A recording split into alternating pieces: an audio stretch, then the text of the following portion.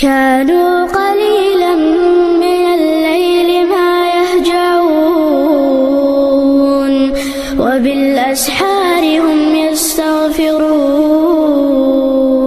كانوا قليلا من الليل ما يهجعون. انسان حیران ہوتا ہے، اور یہ ہم تو سب کے ساتھ اچھا کرتے ہیں مگر پتہ نہیں رشتہ دار ہم سے راضی نہیں ہوتے. اس کے پیچھے بھی راز ہے. کیوں کہ ہم نے اللہ سے اپنے تعلق کو تو سنوارا نہیں ہوتا. مخلوق کے تعلق کیسے سنورے گا؟ تو فرمایا کہ جو شخص اللہ رب العزت سے اپنے تعلق کو سنوار لیتا ہے، اللہ تعالیٰ مخلوق کے ساتھ اس کے تعلق کو سنوار دیتے ہیں.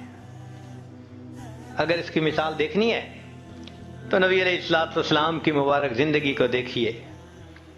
ایک وہ وقت بھی تھا کہ جب اپنے رشتہ دار نبی علیہ السلام کو تکلیف پہنچاتے تھے.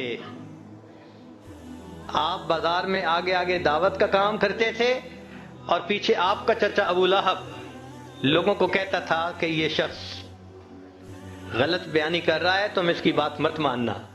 اپنے مخالفت کرتے تھے. ایک وہ وقت بھی تھا. پھر کیا ہوا؟ 10 سال کے ہی عرصے میں حالات نے وہ پلٹا کھایا کہ جب آپ آ کر فاتح مکہ بن کر بیٹھے تو وہی قریش تھے جو قدموں میں آ کر پڑ گئے اور انہوں نے آپ کی غلامی اختیار کر لی.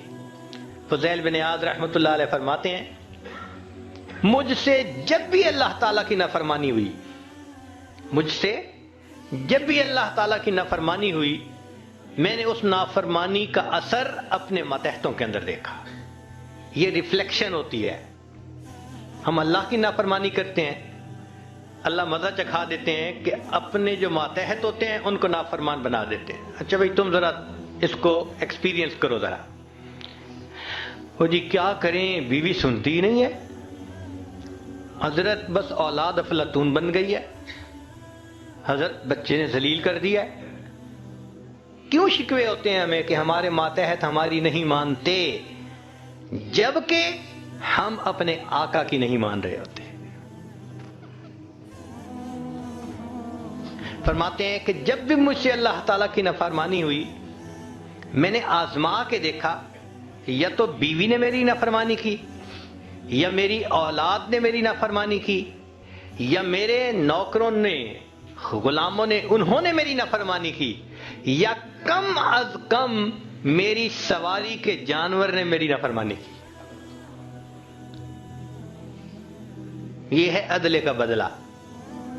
اپنے آقا کی نافرمانی کریں گے، اللہ تعالیٰ ماتحتوں کو نافرمان بنا کر دکھائیں گے. اس لیے اولاد کے شکوے کرنے کی ضرورت نہیں ہے، بیوی کے شکوے کرنے کی ضرورت نہیں ہے. سمپل سی بات ہے، اللہ رب العزت سے اپنے تعلق کو سنوار لیجئے، اللہ تعالیٰ مخلوق سے ہمارے تعلق کو سنوار دے. سب کے دلوں میں محبت. كانوا قليلا من الليل ما يهجعون